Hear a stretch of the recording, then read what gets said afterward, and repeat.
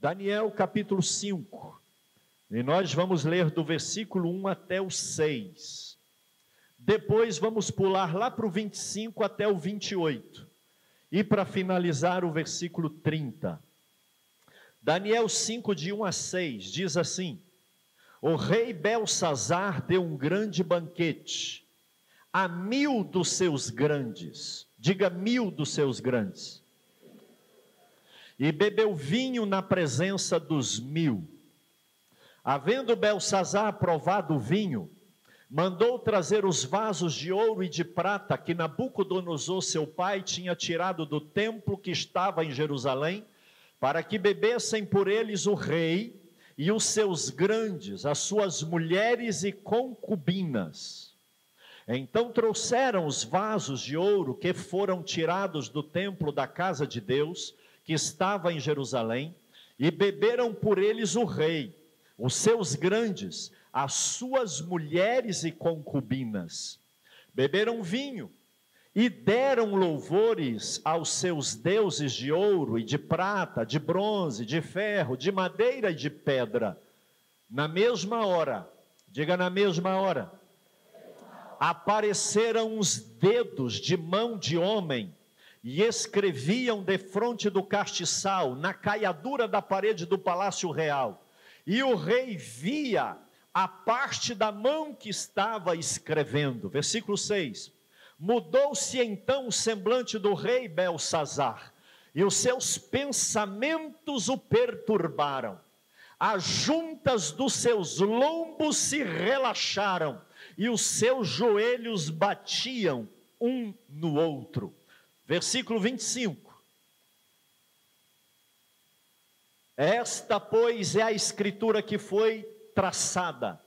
Mene, mene, tekel, ufarzim. Esta é a interpretação daquilo.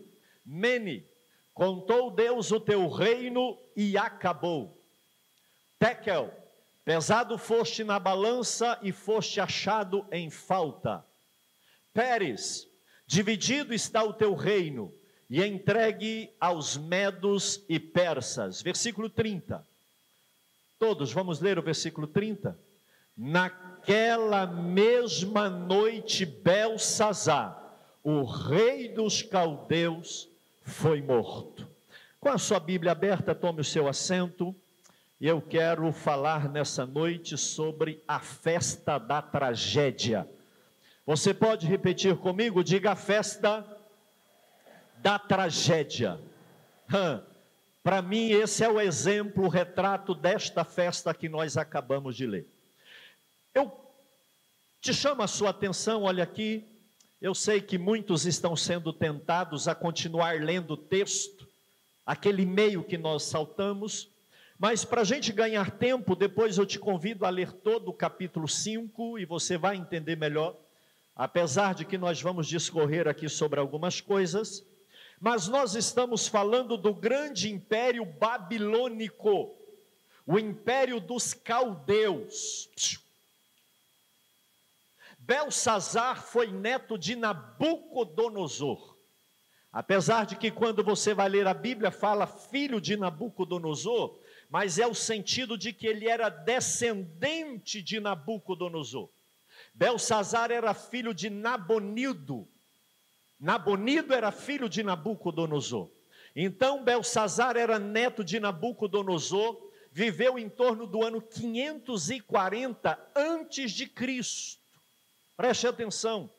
540 anos antes da vinda de Jesus, o imperador do mundo na época, ele não era só rei dos caldeus, ele não era só rei dos babilônicos, preste atenção, ele era imperador. O que é isso?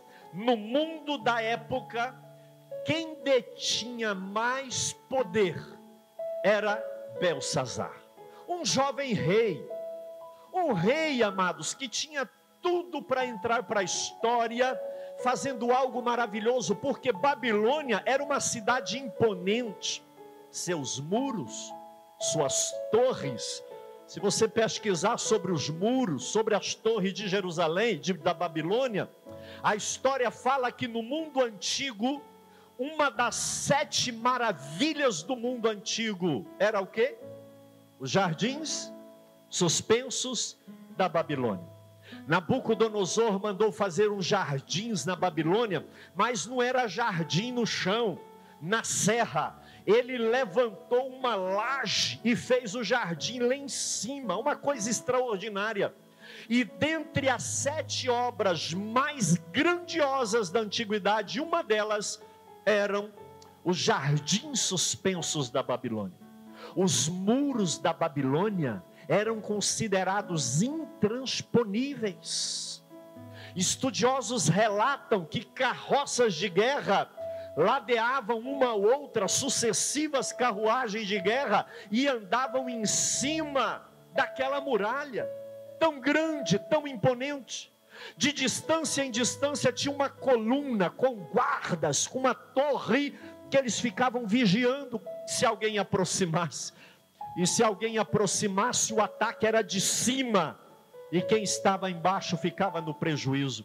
Era uma cidade inexpugnável, era uma cidade grandiosa, tudo na Babilônia era grande.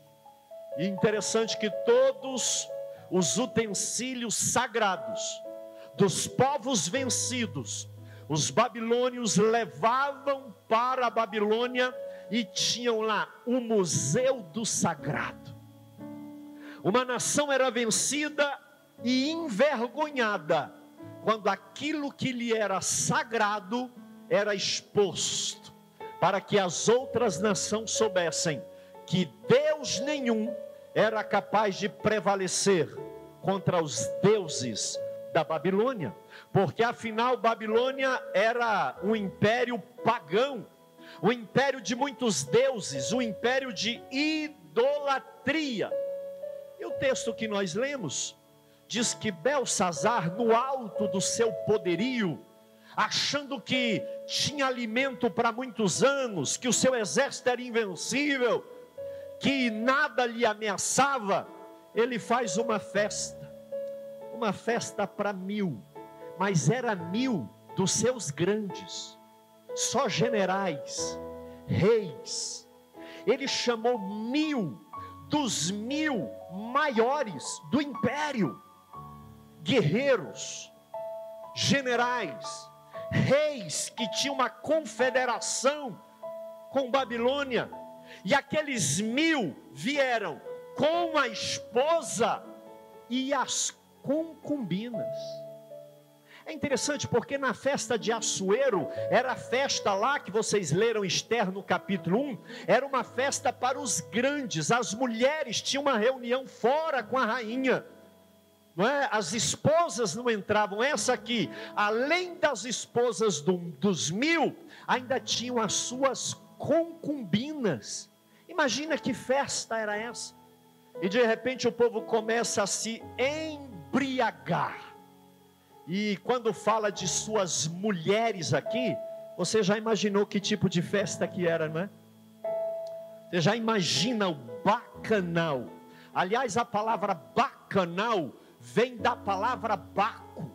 Baco é o deus da bebida alcoólica. As pessoas adoravam Baco, enchendo a cara, perdia o juízo e se entregava à orgia sexual. Daí vem o nome bacanal. Era uma adoração a Baco, com bebidas e sexo, imoralidade de toda a natureza. Amados, Belsazar faz uma festa regada a álcool e mulheres, em homenagem aos deuses de Babilônia. A festa ia animada, blocos iam e blocos vinham, a bebida não faltava, a orgia era a moeda do dia, o prazer estava na flor da pele, porque o que se queria fazia. Me beija aqui, vamos ali nós dois, fecha num quarto ali, muita gente junta, e tudo era livre, porque o rei estava com seus grandes. Mas a Bíblia diz que o rei, para mostrar que ele era poderoso, ele fala assim: eu quero que me tragam os utensílios sagrados do templo de Jerusalém. Quando Nabucodonosor destrói Jerusalém, eles entram no templo, na sala em que os utensílios consagrados a Deus, aquilo que era usado para adorar a Jeová, aquela vasilha que levava sangue para o lugar santíssimo, os vasos, a pia que lavava a mão, os copos, tudo que era sagrado, consagrado a Deus, Babilônia levou e guardou lá para dizer que podia. Belsazar diz assim: bêbado, traga os copos, as taças, os vasos de Jeová, porque eu e as mulheres vamos beber nos utensílios sagrados de Deus. Os escravos correm lá e pegam tudo aquilo que outrora era objeto de culto e coloca diante do rei numa mesa muito bem ornamentada, debaixo de risos, gargalhadas. Rapaz, Belsazar, hein? Ô, meu chefe, é isso aí mesmo, meu chefe. Eu fico imaginando aquele bando de... É isso mesmo, para enaltecer o rei. Ei, reizão, o senhor é top mesmo, hein, imperador? Bate não, posso não, o senhor é imperador, mas mandou bem, chefe. E o ego de Belsazar foi subindo. De repente, os utensílios de Deus são enchidos de bebidas, em adoração aos deuses pagãos. E aquele povo bebia e sorria e gargalhava. De repente, numa parede iluminada pelo candeeiro, numa parede onde havia os luminares, eu acredito que na parede mais visível do palácio, do castelo, o salão de festas na frente, foi visto só os dedos de uma mão que escreveu naquela parede: Mene, Mene, Tekel, Ufarsim.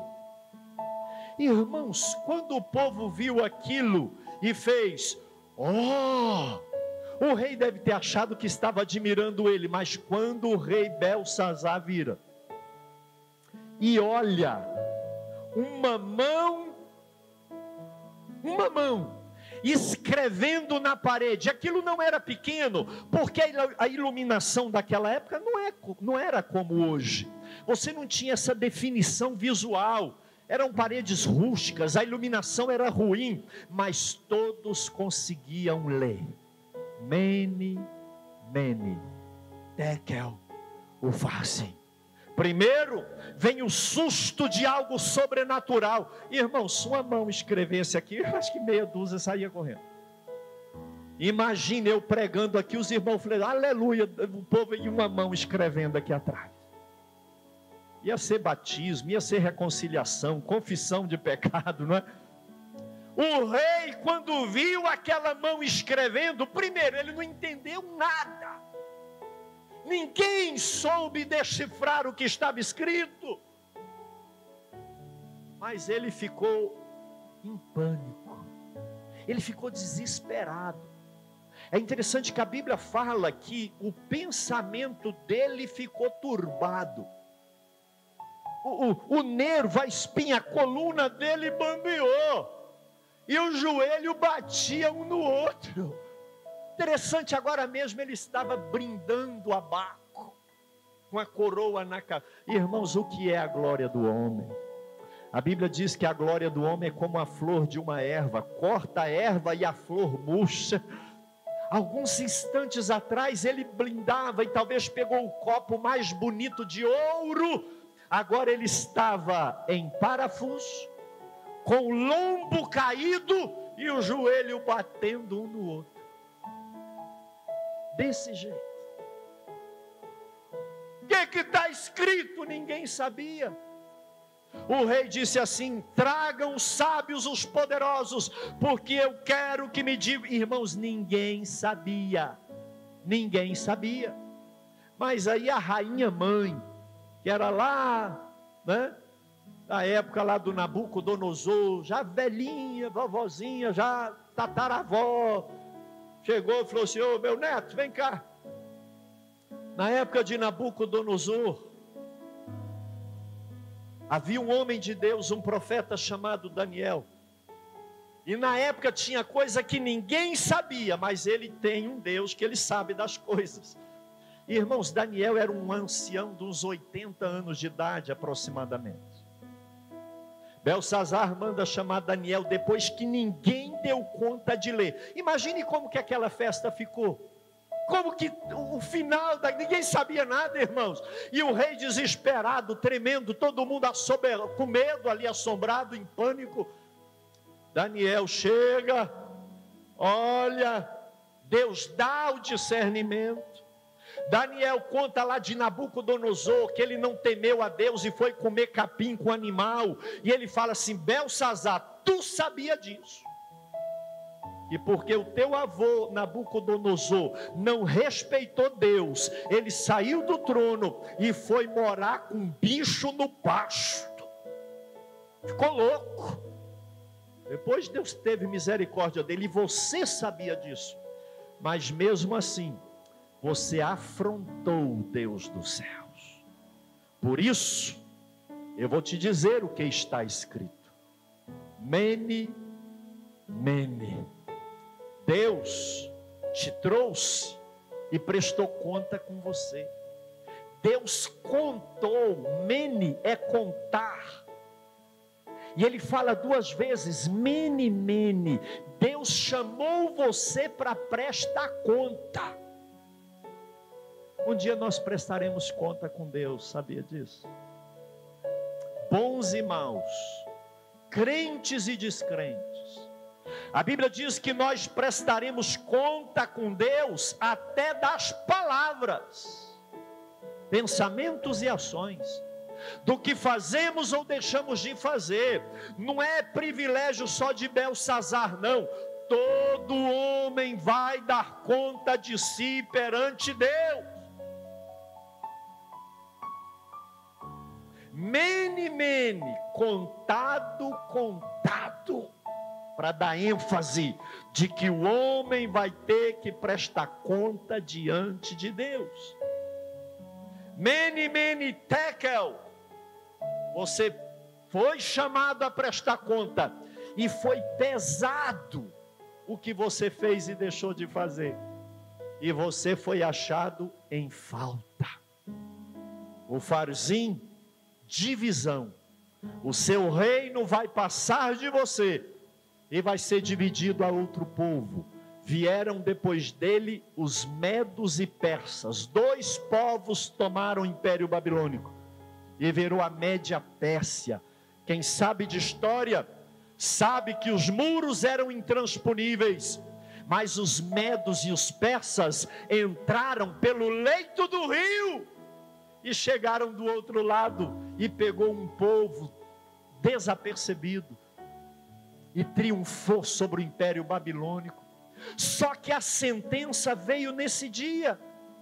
Você foi chamado, contado para prestar conta, pesado, foi achado em falta, e o reino vai passar de você. O Belsazar quis dar uma aliviada e promoveu Daniel de novo.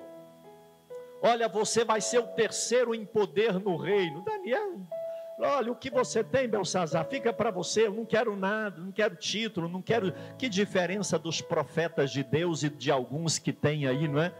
Eu não quero nada que você tem, Belsazar. Eu estou aqui para falar aquilo que Deus me manda falar, não é? Mas mesmo assim Belsazar dá uma exaltada em Daniel para ver se Deus aplacava a ira. Mas não mudou nada, irmãos. A Bíblia diz que naquela mesma noite, diga assim, na mesma noite, Belsazar morreu. E por isso eu chamo essa festa de a festa da traição. tragédia. Sim ou não? Belsazar reuniu os 1000 maiores, foi envergonhado e morreu na presença dos seus 1000 maiores. Pastor, já se passaram 2500 anos. O que é que isso tem a ver? Amados, o Brasil está vivendo a sua maior festa popular, o Carnaval. Carnaval é a festa que tem a semelhança muito próxima da festa de Belsazar.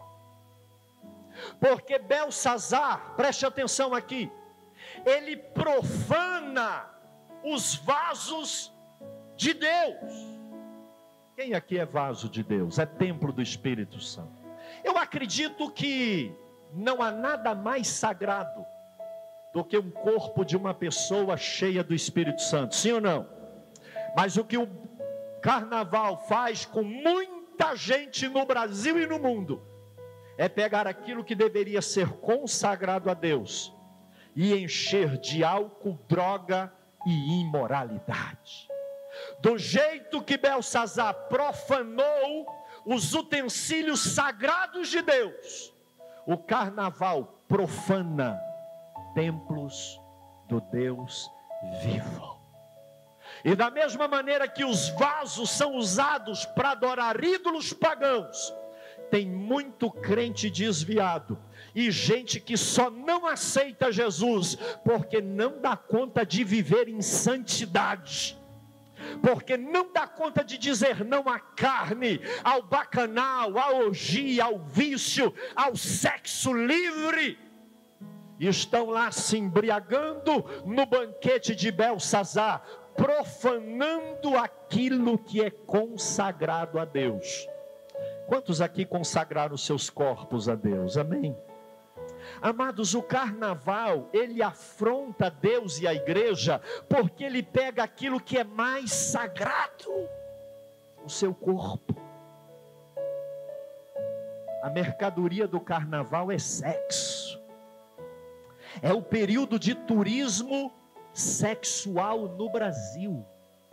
Homens e mulheres do mundo todo vêm para cá e se entrega a uma orgia nacional, em que homens e mulheres pintam seu corpo, colocam máscaras. Para mim, Carnaval não é o baile das máscaras. Carnaval é a festa onde se tira a máscara e mostra quem a pessoa realmente é. Na verdade, aquilo que põe aqui é para disfarçar, mas Carnaval mostra o que o ser humano é. Não é uma festa de máscara, é uma festa onde o mundo tira a máscara e mostra o que é igreja e o que é mundo. Lá é mundo, aqui é igreja. E o que o Carnaval faz? Ele pega vasos, templo do Espírito Santo. Quantos aqui são templo do Espírito Santo? E profana.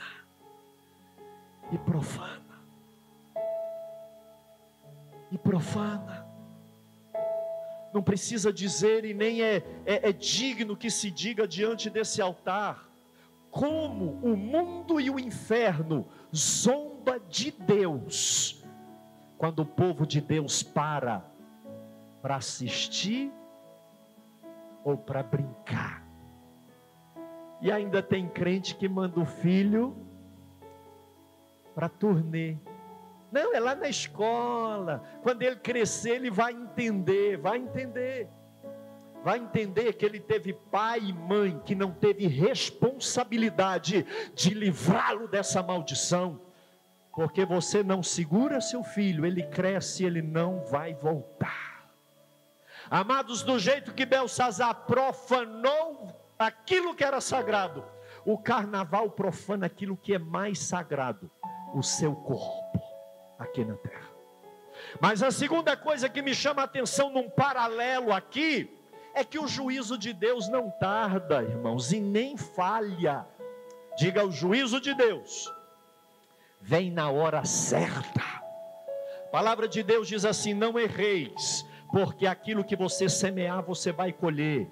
Diga para quem está do seu lado, irmão, que você plantar, você vai colher. Não se engane, não engane Deus, não engane seu marido, não engane sua esposa. Pare de querer enganar seu pai, porque o que você planta, você vai colher, meu amado. E não é oração de pastor, não é jejum que vai quebrar, não. Você planta, você colhe.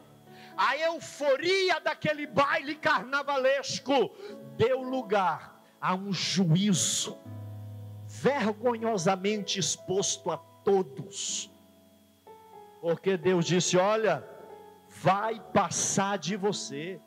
O juízo de Deus veio. Aquele imperador, olha aqui, meu amado, olha aqui, aquele imperador ficou semelhante a um mendigo na sarjeta, confuso de mente, lombo caído e joelho batendo no outro de medo. Juízo de Deus. Nós pregamos um Deus que é amor, nós pregamos um Deus que é misericórdia e compaixão, mas não se engane, Deus é juízo. A Bíblia chama Deus de Yahut Sidkenu, o Senhor justiça nossa. Deus fará justiça. A Bíblia diz: bem-aventurado o que tem fome e sede de justiça, porque eles serão fartos. A Bíblia diz que Jesus vai julgar e reger as nações com cetro de ferro. Não é STF, não é juiz Nicolau, não é um juiz que vende. Jesus vai julgar cada um do jeito que ele julgou Belsazar. Pesado, achado em falta, e vai pagar pelo que fez. Amados, quantos abortos serão realizados daqui uns meses por conta do carnaval? A pílula do dia seguinte. Quanta ferida, quanta frustração, quanta infidelidade. O juízo vem. O dia do juízo virá. E ai daqueles que brincam com Deus, porque Deus não vai brincar de ser Deus. O juízo de Deus virá sobre todos. Mas tem uma terceira e última coisa nessa passagem que me lembra o carnaval: a profanação, o juízo e o final de tragédia. O imperador foi morto naquela noite. A festa deu lugar a um velório.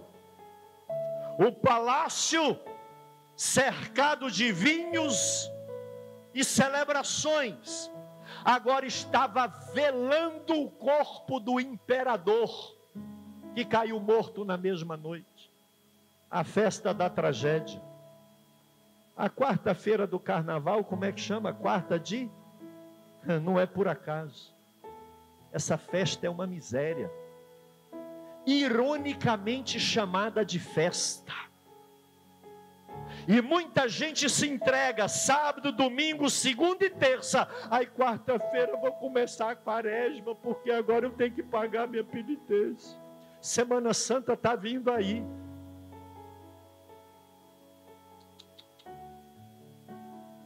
Do jeito que Belsazar fez um banquete e terminou ruim. Crente, homem e mulher de Deus, não tem o direito de participar disso que está lá fora, porque lá é mundo, é Babilônia. Aqui é igreja, é povo de Deus. Eu quero que você fique de pé, por gentileza.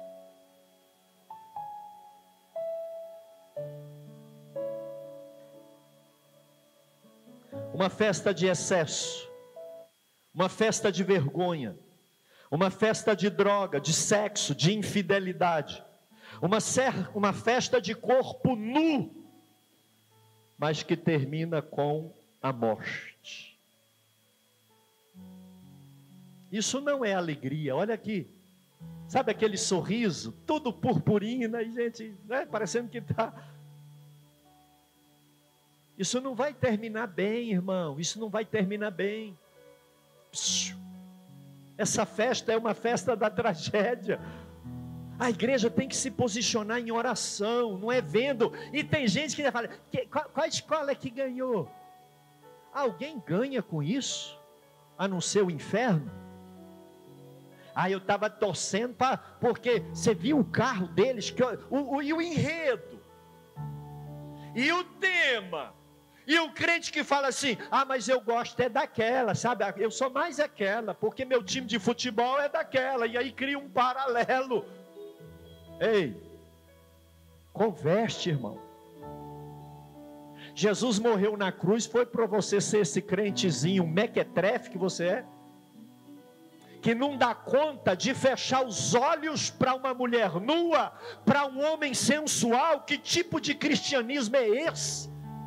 Se alguém tivesse colocando uma espada no seu peito, dizendo, ou você renuncia a Jesus ou morre, esse cristãozinho curtidor de carnaval, eu sou seguidor da fulana e da beltrana, deixa eu ver onde ela vai desfilar. Você não dá conta de vencer e superar e entregar a vida em nome do seu Deus, porque falta conversão na sua vida. Crente não para diante disso não, irmão. Crente não manda filho para a escola para brincar disso não. Isso é sério. Carnaval é a festa da tragédia. Belsazar até hoje está levando o povo para lá, e o final vai ser ruim. Aparentemente é alegria, não é? O final é cinza. Mas o povo de Deus não é assim. O povo de Deus vai brilhando mais e mais, e mais, e mais, e mais. O povo de Deus vai crescendo mais e mais. A palavra de Deus diz assim: quem é santo, santifique-se ainda. Quem é de Deus, busca as coisas de Deus. Quem não é, fica no mundo. Você é crente, irmão? Tem sangue de Jesus aí? Tem sangue de Jesus aí? Então você é vaso de Deus, não se profane. Não se profane. Belsazar mandou trazer os vasos, e quando os vasos vão, não profane o nome de Deus, porque você foi chamado para a glória do nome de Deus. Põe a mão sobre o seu coração, meu amado. Põe a mão assim. A verdadeira alegria quem te dá é Deus. Você não é um homem carnal. Você não é uma mulher carnal. Você é um homem e uma mulher espiritual. Você não precisa disso, de ver isso, de participar disso, de torcer por esta ou aquela, porque você é homem de Deus e mulher de Deus. Pelo menos eu espero que seja.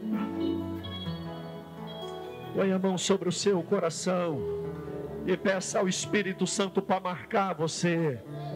Fala: Espírito Santo, me marca. Diga: Espírito Santo, meu corpo é o teu altar. Espírito Santo, chame o Espírito Santo para morar, para inundar você. Não profane os seus olhos diante da festa de Belsazar. Não profane o seu coração. Você é de Deus, diz o Senhor. Ore, meu amado, ore. Existe uma marca do sangue de Jesus sobre a sua vida. Aleluia. A palavra do Senhor em Hebreus diz que ninguém entrará no céu sem a santificação. Segui a paz com todo e a santificação, sem a qual ninguém verá o Senhor. Você foi chamado à santidade. Adore o Senhor. Adore o Senhor. Você foi chamado à santidade, e nessa noite, meu amado, Espírito Santo vai te marcar, vai mostrar que você é separado por Deus.